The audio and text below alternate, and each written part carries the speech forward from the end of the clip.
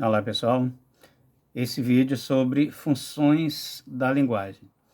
Para a gente falar de funções de linguagem, da linguagem, a gente precisa antes eh, tentar definir, né, conceituar o que são essas funções da linguagem.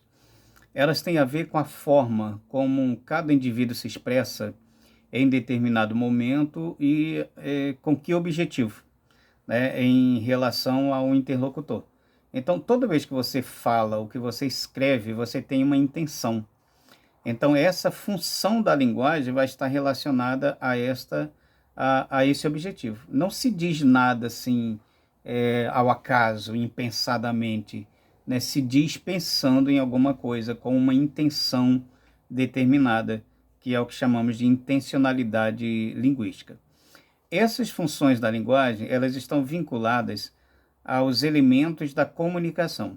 Esses elementos da comunicação, ou seja, em todo o processo de comunicação, existem 6 elementos, né? Um emissor, que é a pessoa que escreve ou que fala, o receptor, que é a pessoa a quem o emissor se refere, né? Com quem ele interage, a mensagem, que é o conteúdo, né, do que vai ser passado, o canal, que é o elemento que conduz a mensagem, né, do emissor até o interlocutor, o código, que é a linguagem utilizada.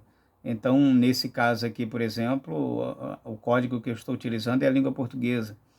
E o contexto, né, ou referente, que é o assunto daquela situação de comunicação. Se tomarmos essa videoaula como um exemplo, então nós vamos ter, nesse momento eu sou o emissor, né? Você que está me assistindo aí é o receptor, né? O interlocutor com quem eu estou falando, a quem eu me dirijo. A mensagem é uma aula de língua portuguesa, né, sobre funções da linguagem. O canal, embora esteja utilizando a minha voz, que demanda que para chegar ao outro precisa de uma corrente de ar, nesse caso aqui, eu estou utilizando, além da minha voz, toda essa questão, toda essa coisa tecnológica, né? O celular onde eu estou gravando, a internet onde vou postar no YouTube, né? Todos esses elementos tecnológicos fazem parte, né, desse canal. E o código é a língua portuguesa, como eu disse, né, e é o contexto ou referente, que é a situação de comunicação, é o assunto, né, da mensagem, o assunto dessa, no caso, a mensagem é nós temos uma aula de língua portuguesa, né, e especificamente sobre funções da linguagem. Bom, então cada função da linguagem enfatiza um desses elementos da comunicação. Vamos começar pela função referencial. A função referencial, ela tem ênfase no referente, ou seja, no assunto que se pretende passar, ou seja, na informação. A função referencial tem ênfase na informação. Então, essa função referencial, que tem ênfase na informação, ela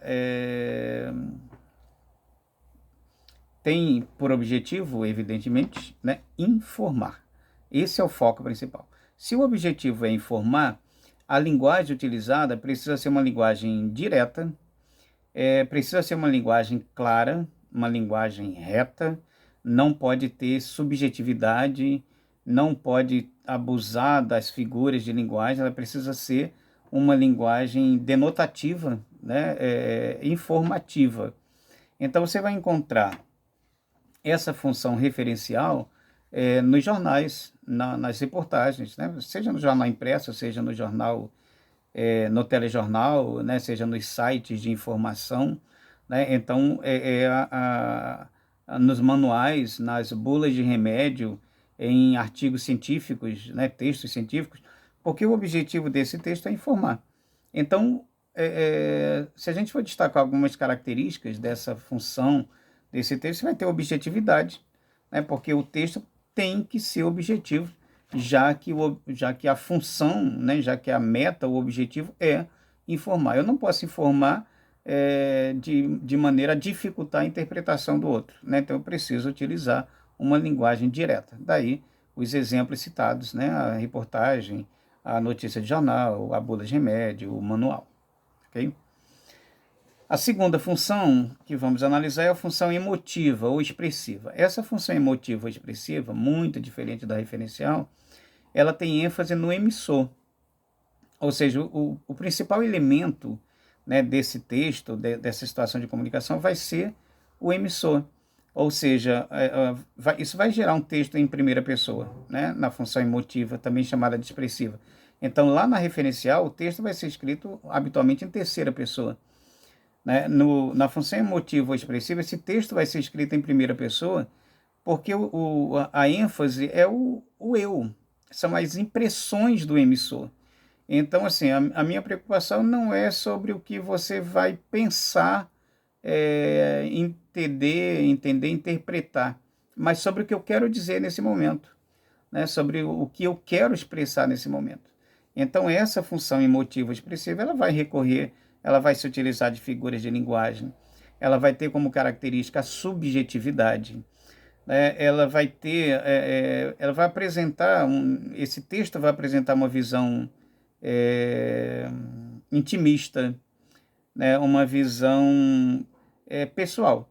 Então, onde você vai encontrar essa função da linguagem, essa função emotiva? Nos diários, né? Poucas pessoas ainda têm esse hábito do diário, mas em gerações passadas, e algumas poucas pessoas ainda da geração de vocês, utilizam o diário, né? Sabe, utiliza até muita expressão, meu querido diário, em que a pessoa vai escrevendo suas impressões, aquilo que ele vive, que ela vive.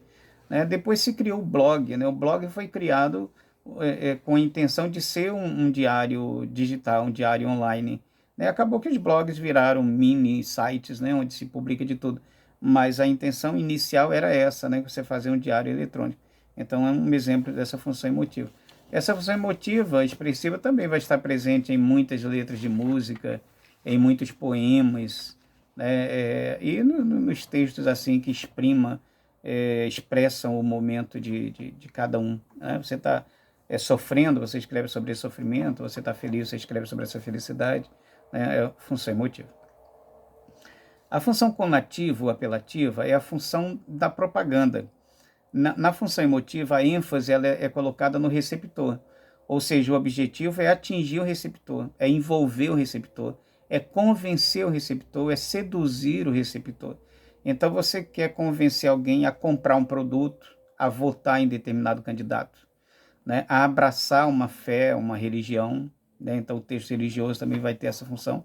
Então, o melhor exemplo da função conativa ou apelativa é o texto, é a propaganda, né? A propaganda ou antipropaganda, né? Assim como você tem compre e beba, você tem a antipropaganda, como por exemplo, o Ministério da Saúde adverte, fumar é prejudicial à saúde, não fume. Então, né, você tem também essa antipropaganda. Assim como você tem gente tentando convencer o eleitor a votar em determinado candidato, você tem uma galera tentando convencer a não votar naquele candidato, né? Propaganda, antipropaganda. Os verbos são utilizados no modo imperativo, né, já que esses textos vão imprimir sempre uma ordem, um pedido, né, um apelo. Depois temos a função metalinguística. A função metalinguística, ela tem como ênfase o código. Mas se ela tem como ênfase o código, então assim, vai ser aquele tipo de texto. O melhor exemplo de função metalinguística, ou de metalinguagem, é um dicionário. O que você tem no dicionário? Você tem o uso de palavras para explicar o significado de palavras. Se você fizer um filme, você assistir um filme, é um filme que fala sobre um determinado filme. Isso também você tem metalinguagem aí. O Machado de Assis utiliza muito o recurso assim, até interessantíssimo, né? Meio que exclusivo dele. Ele, na história de um livro, ele coloca um personagem de um outro livro lendo um livro dele. Então, ou seja, você tem aí a metalinguagem. Então, quando eu faço um poema falando sobre o poema, eu tenho metalinguagem. Né? A poesia falando sobre o fazer poético, né? A gente chama de metapoesia ou metapoema. Isso é uma função metalinguística. O dicionário também, né, tem essa função. A função fática, ela tem ênfase no canal. Então, o objetivo da função fática é testar o canal. Então, quando você telefona para alguém e alguém diz alô, oi, quem é, né, você tem função fática. Aqueles pequenos ruídos na comunicação, né, por exemplo, eu estou falando e aí eu observo que alguém está distraído e eu paro e chamo a atenção dessa pessoa, ei, você aí, presta atenção em mim. Então, isso quer dizer, eu interrompi o que eu estava dizendo, né, para chamar a atenção de alguém para mim. Eu estou fazendo função fática, né? Essa função fática, ela testa o canal. São os pequenos ruídos. Aquela galera que tem algumas manias de linguagem, né? O tempo todo o cara fala né, o tempo todo o cara fala então, o tempo todo o cara... Presta atenção, presta atenção. Esse tipo de ocorrência a gente caracteriza, a gente percebe aí a função fática. Quando você cumprimenta alguém, né? Oi, bom dia, como você está? Esse como você está, ele é meramente formal, né? Você não tem nenhum envolvimento ali, você só está testando o canal, né, de comunicação com aquela pessoa. Você não está de fato interessado em saber como ela está, né? Salvo exceções. E para finalizar, a função poética. Essa função poética, ela tem como ênfase a mensagem.